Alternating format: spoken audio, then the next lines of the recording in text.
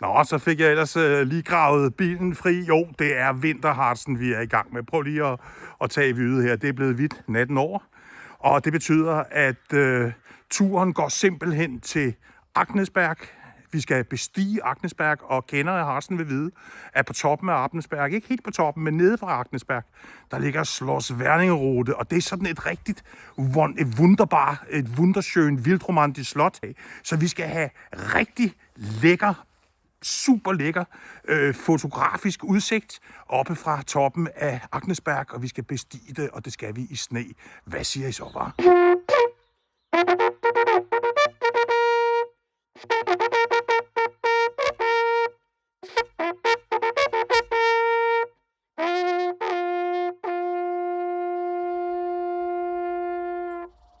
Ja, vi skal have Kurt med. Han er gammel trompeter fra Gardehusarregimentet. Det går mig ikke til at gå stille af. Velkommen til Vandremand.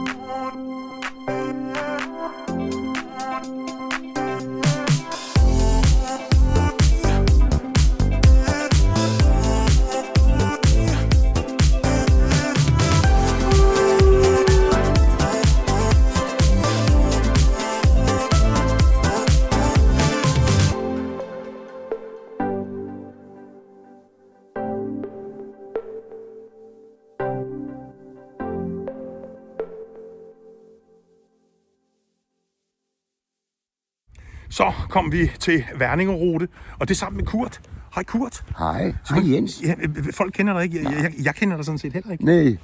Jeg mødte dig for 15 år siden, da jeg blev lærer første gang. Jeg kom ud på Kastrupgårdsskolen. Ja, og så var du lærer. Ja. Og tog dig af mig lidt, synes jeg. Du sagde et par ord til mig. Ja, du står sådan så ud, som om du ikke rigtig vidste noget, så sagde han bare, hvis du har problemer, så kom til mig. Men derudover, så har vi jo aldrig set hinanden. Aldrig. Men jeg har fulgt dig lidt på Facebook. Ja. Og så synes jeg, du lavede nogle spændende ting. Og så var det, du sagde, at du gerne ville komme ud og besøge det, og så tænkte jeg, det er fandme i orden. Og så spurgte jeg, vil du med til Harzen? Så sagde jeg, det er bare i orden. Okay. Jeg er frisk. Jamen, jeg er frisk. Vi er friske, ja. Og afgang mod slottet, Wernigerode. Yes, sådan der.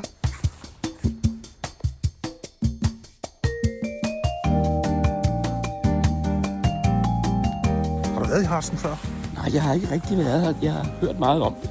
Og jeg tror, jeg kan huske mine forældre i gamle dage. De tog herned med turistbus. Ja. Altså alle, man siger, man så tager Harzen, de siger, at jeg blev tvunget af mine forældre til det. Ja. Og de aner ikke andet, end hvor mange muligheder der er nede. Nej, nu kommer jeg glæder mig til at se. Nå, lad os se en gang. Vi må være her, parkerede vi. Ja. Så ikke en myldegarse, og så er vi gået heroppe af. Ja. Nu går vi simpelthen af den store gågade. Det er sådan en kombineret gågade. Hele vejen igennem her. Rigtig hyggeligt. Herop til Lustgarten. Lysthaven til slottet, der ligger her. Slås. Og så går vi fra Lustgarten, der går vi op til Agnesberg. Ligger der. Ja. Og ser, kan du se, der er sådan en rigtig flot udsigt deroppe fra. Ja. Ned på slottet. Det er helt, altså alle fotos, de kommer simpelthen deroppe fra ned det der, til slottet der, ikke? Og så går vi ned på slottet, og så går vi ned herfra, og den vej, og så går vi over og så hen tilbage igen. Så vil vi det. Ja. Men nu skal vi lige se den der flotte indgangsport til byen her. Ja.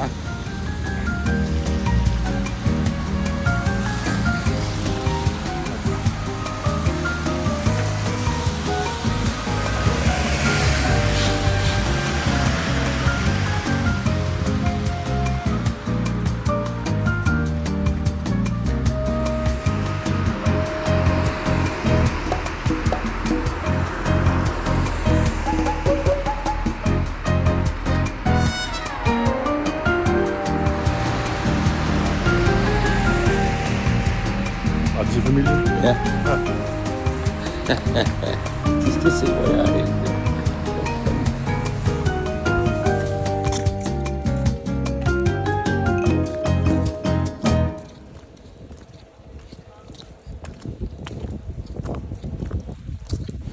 Guck mal. Ja. Das Glockenspiel. Ja. Sehr schön. Ein Glockenspiel. Ja, sehr schön. Og min boghandel i øvrigt. Ja. Ja, der hvor jeg altid køber vandrebøger. Til døren. Ja.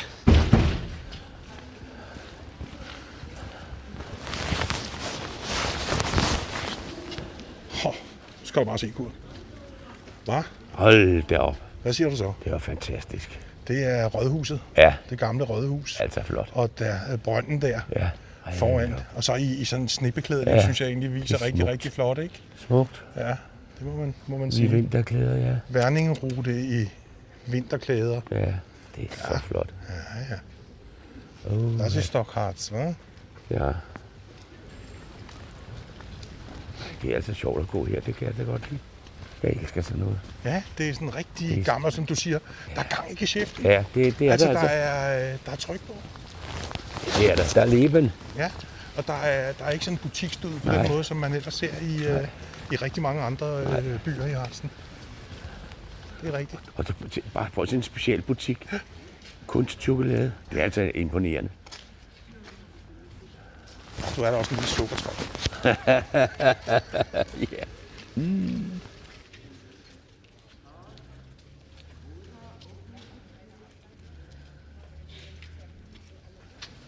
Aha. Da ist er. Ja. Ja, sehr schön. Wunderbar. Altså, vi skal længere op end det der. Ja. Så skal vi kigge ned på det, og så skal vi gå ned deroppe fra. Oh, ja. Ja. Oh, ja.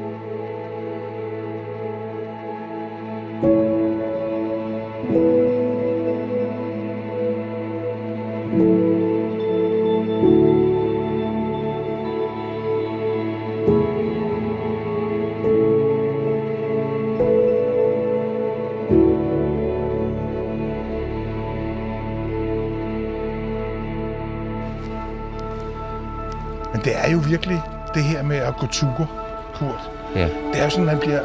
Altså, du sagde det selv på et tidspunkt, man bliver jo helt sådan meditativt indstillet. Ja. Og sådan er det, man kommer til at tænke utrolig meget og meget dybt. Ja. Og der var det, jeg kom til at tænke på, at når jeg har sådan en som dig ved min side, der er de år ældre, så elsker jeg jo at suge erfaring, ikke også? Nektar af dem, der har levet længere end mig, og så videre, ikke? Og jeg har læst sådan en bog om europæisk kulturhistorie gennem tiderne. Og den gennemgår jo selvfølgelig altså græske tænkere, vi Sokrates, Aristoteles, Platon op igennem, ikke? Masser af de forskellige store tænkere, som har lagt grund for den måde, vi faktisk går imod livet i dag. Og hvordan vi lever. Ja. Og der fik jeg 3 råd. Du må vejlede mig, forstå på den måde, at de 3 råd, det er i hvert fald nogle, jeg synes er fornuftige. Det er det her med, kend dig selv, som der stod på oraklet i Delphi, ikke? Ja. Vid, hvem du er, altså. Ja. Og så er det det her med mådehold. Ja. Det her med, ikke for meget noget. Nej. Ikke for meget arbejde. Nej. Ikke for meget ferie. Ikke for meget noget. Nej.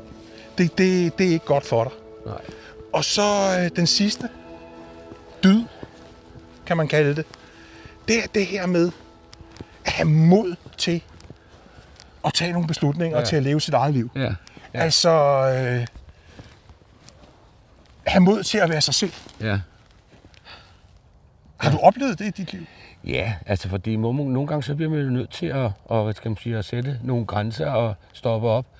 For ellers så løber livet af med en, ikke? Og det kan jo være, at man oplever forskellige store ting i livet. Det har man jo gjort på den ene og på den anden måde. Der er op- og nedture altid. Med sygdom og forskellige andre forløb, ikke? Altså, så bliver man jo nødt til at standse op og sige, hvad nu? Hvor skal vi nu hen, gamle dreng? Og det er jo så det, livet har lært blandt andet. Og blandt andet også det her, som du sagde, det meditative, det er sådan noget med at være tanketom. Altså, det er sådan, jeg oplever det herude. Altså man tænker ikke på hverdagsproblemer, det er simpelthen, der er højt til loftet, og gør porten vrid og så videre. Altså, det er jo sådan, det er. Sådan oplever jeg det. Men hvordan formår man at stå imod de store udfordringer, man får i sit liv? Det er den ved at rejse sig igen. Altså simpelthen der, hvor man kan knække og er ved at knække. Og der er der noget med at rejse sig igen, simpelthen. Og til livet i øjnene, og så bare klø på. Fremad, udad og opad. Sådan er det. Sådan er det bare. Du siger selv noget om at det her med at være positiv. Og se og lad det fylde. På det. Ja, lad det fylde, ikke? Og lad det vokse. Og så fokusere på det. Og have det for øje. Så er der chance for, at man kommer helskindet igennem. For der sker alle de her ting, og ting, du ikke har kontrol over, der er ting, du ikke kan gøre noget for. Også dem, du gør ondt. Ja, og det er sindsrobønnen, blandt andet den der med at acceptere de ting, jeg ikke kan ændre, og mod til at ændre de ting, jeg kan, og visdom til at se forskellen. Det er sindsrobønnen. Den har jeg brugt i mange, mange, mange år. Og det er gerne en, jeg siger godnat på, inden jeg lukker øjnene. You got me shaking, yeah, I feel the fever coming on. Oh, you know you're all I want. Keep saying that I hate it, but it's kind of fun. Watching me come undone. No more games. Can't we just say its name instead of running away and jumping the gun to play it safe? Let's spend the weekend here in this bed we can sleep in and let the feelings overflow. Useless trying to fight this. Let's just give in and let the feelings overflow.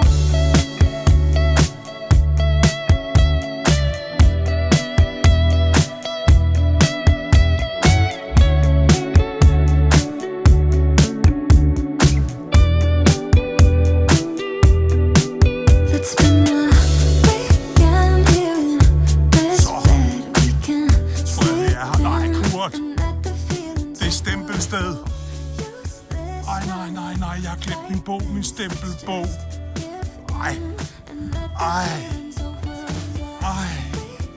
Jeg har glemt min stempelbog. Ej, hvad der hvad? Ej, hvor er jeg ubruf, mand. Nøj, hvor er jeg ubruf. Værsgo, Hasse og Vandrelappe. Stempelstille, Agnesberg. Ikke? Så gør man sådan her. Ikke? Og så lige den der, og så lige duk, og så får du lige... Nøj, mand. Sådan der. Jeg har den med. Ja, så klarede vi den. Ja, for helvede da. Kæft, mand. Flot. Og hvad er det ved det første, anden, det fjerde, femte gang, vi ser hinanden i livet, og vi har ikke brugt et døgn sammen nogensinde. Nej. Så står vi her lige pludselig. Altså, Ja, hvor mærkeligt er det lige? Det er meget mærkeligt og imponerende. Ja. Det Virkelig. går lidt ned, ikke? Ja, det gør det, men jeg holder fast i dig. Ja, Det kan jeg love dig for. Ja, men jeg Jeg har en god støtte, du. Jeg er allerede taknemmelig. Sådan der. Kap på en Selv kap. tak. Kap på en kap. Ja, vi skal ned på, vi skal ned og have et eller andet Ja, i vi skal kapsteriet, det. ikke? Ja. Hold da kæft, mand. Ej, hvor er det stærkt. Godt gået. Ja. Jeg synes, den var streg. Ja. Jeg synes, den var streg op. Nå, synes du det? Ja, det synes jeg. Ja. Altså, jeg kan også huske, at min hustru og jeg, vi gik helt ned på den, da vi prøvede den første gang. Det var så ikke i sne. Nej. Men altså, og efter corona, som man havde ligget. Det er sådan, jeg følte det ligesom at spille en hel fodboldkamp. Ja, en halv fodboldkamp. Nej, en hel fodboldkamp. Ja, okay. Det var det. Nej, jeg synes, du gjorde det flot. Nå, det var godt. Tak for det. Rigtig flot. Tak. Stinkende flot. Ja, tak for det. Ja. Men altså, jeg behøver det ikke sværere, altså. Nej, men det får du. Ja. Og så må vi bare gøre noget andet. Det finder vi ud af. Ja, men jeg er jo konkurrencemenneske. Ja. Ja. Disney. Wonderland. Jeg elsker sådan nogle gamle Ved du hvad, jeg er nødt til at give jer gamle stalle. Ja, Kom ind i den gamle stald. Det er rigtigt. Jeg kan se hesten, og jeg kan se jeg er også helt vild med at komme ind i de kongelige stalle inde på Christiansborg. Ja, der føler jeg mig tilbage i tid. Altså, jeg tror i mine gamle dage har jeg været en gårdkæb eller sådan en kusk eller sådan et eller andet. Privatchauffør for sådan et eller andet baron der, så jeg skulle passe hesten. Kigger på den. Når vi så kommer ned der og sidder og varmer os med et eller andet, så...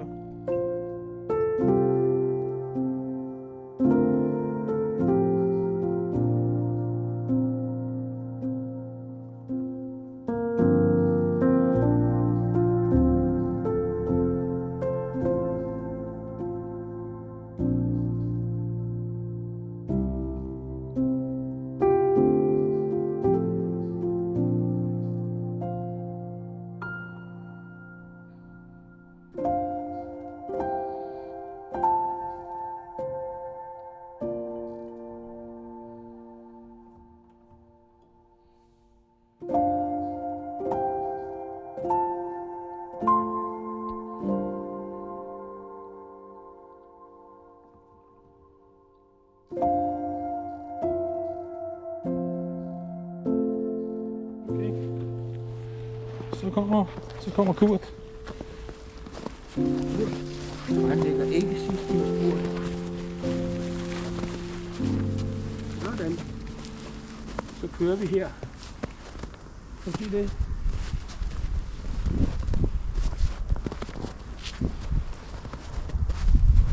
Det er ligesom Tour de France-rytterne. Kører vi zigzag? Ja. Man står faktisk også godt fast i det her sne. Ja, det er fint. Men, Ikke også, Kurt? Ja, så er vi kommet ned. højre og venstre. Ja, vi skal ned til den vej der.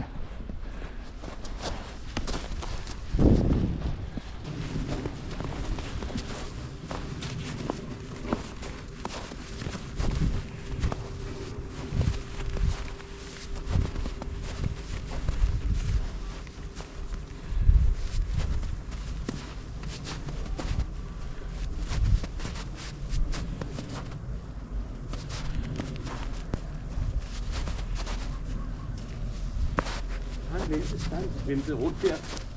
Der er han standset. Jamen så er det også den vej ned der til venstre, ikke? Herned. Ja. Der er jo 2 måder at gøre det på. Hold fast i noget. Hold fast i træer eller et eller andet. Ja.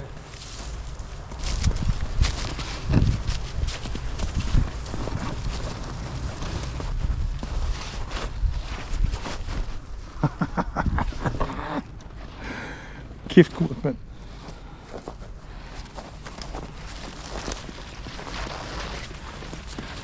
Ja, jeg tror, vi skal slå den.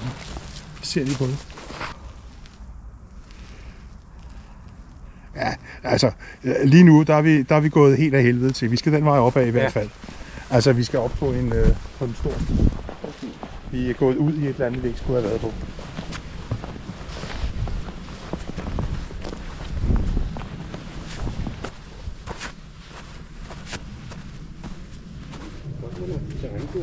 Ja, du kan også se, at du skal have profiler i det her vejr. Du har stået på røven i de der gummisko. Ja. Ellers skulle jeg kørt ned som... Ja, på røven. Ja.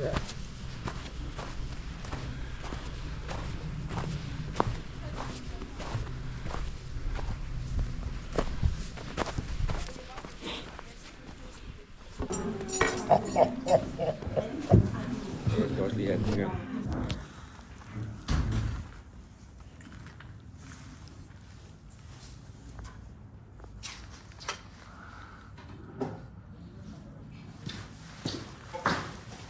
Skal vi lige i gang igen, du? Gamle. Det var currywurst med stegkartofler og krautsalat. Den er, currywurst XL, den er her. Den er den. Hausgemacht og currysauce, steakhouse og en krautsalat. Yes.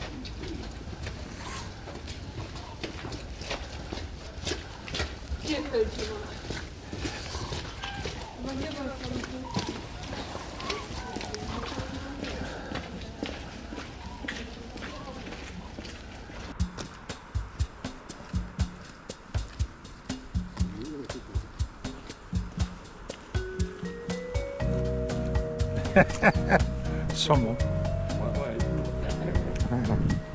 Det er bare fordi, de ikke ryddet noget salt.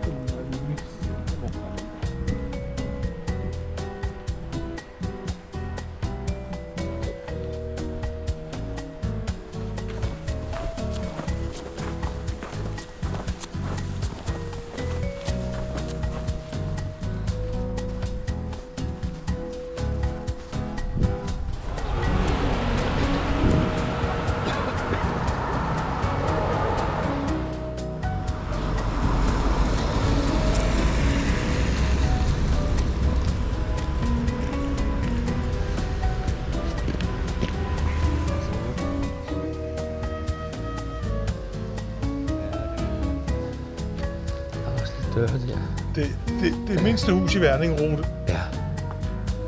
Prøv lige at se. Ja. Prøv lige at se. Ja. Kleinste House. Ej, det er altså sødt. Hold da op. Det er godt nok et lille hus.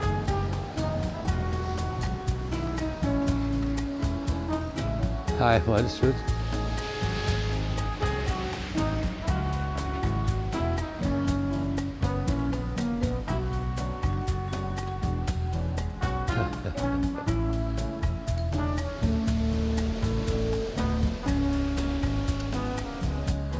Lige se det.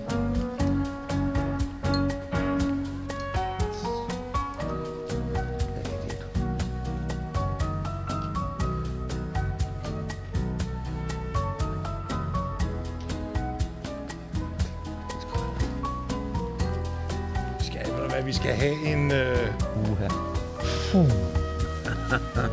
sachertorte og på Café Viger.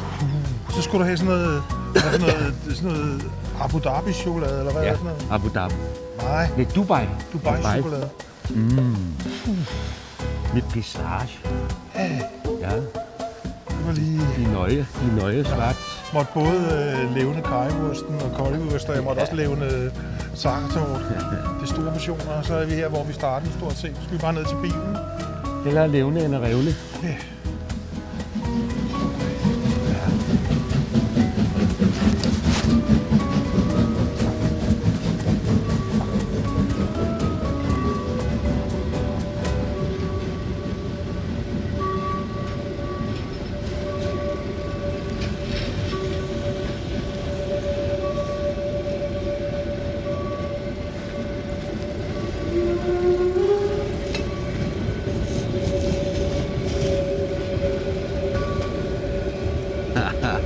Det var god for mig, hva'? Ja, for fanden. Ja, altså det er virkelig en oplevelse at tage den op til... Det tager 2 timer at køre herfra, Ja, og så op til Bloksbjerg, er det rigtigt? op på toppen, ikke? Ej, Og det er sådan der hele vejen, du. Ja, Og det lugter jo, og det ja.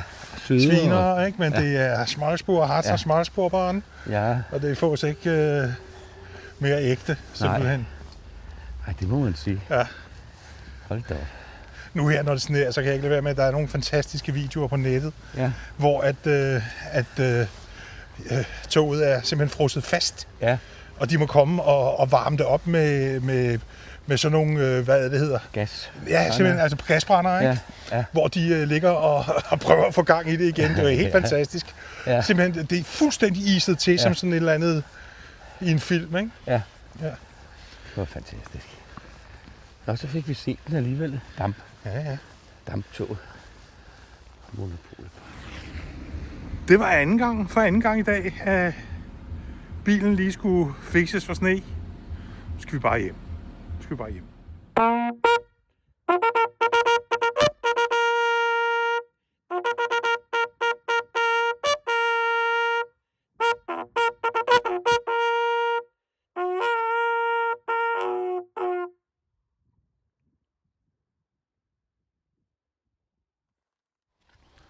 Den er rigtig glad for, det der. Det var det Reveljen, eller hvad var det? Retræten. Det er retræten. Ja. Vi er kommet hjem Vi er kommet hjem. til Haraldsbad. Ja.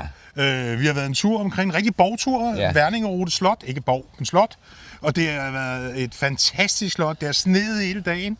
Vi er gået i gågader. Vi har været på ind og spise currywurst. Og vi har været på konditori for den sags skyld. Og fået sakkertorte.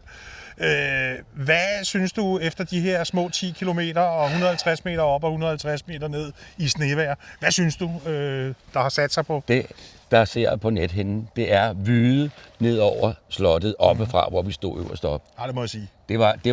Det er der stadigvæk på nethinden. En af de mest anvendte vinkler, når man fotograferer dernede simpelthen, ikke? Ja, men det synes jeg var flot at se det deroppe fra. Ja, det... Og så komme ned bagefter, og så se det også. Det synes jeg også var imponerende. Vintermand og vandremand. Vandremand, ja, det må man sige. Hånd i hånd her fra Vinterharzen. Ja. Husk at like, jeg elsker likes. Husk at følge, hvis du vil. Tusind tak, fordi I så med. Og I kan selvfølgelig læse alt inde på den lille infoboks hernede under på videoen. Der står turkort og alt muligt, så I kan følge vores fodspor. Og husk, hver en tur er et eventyr.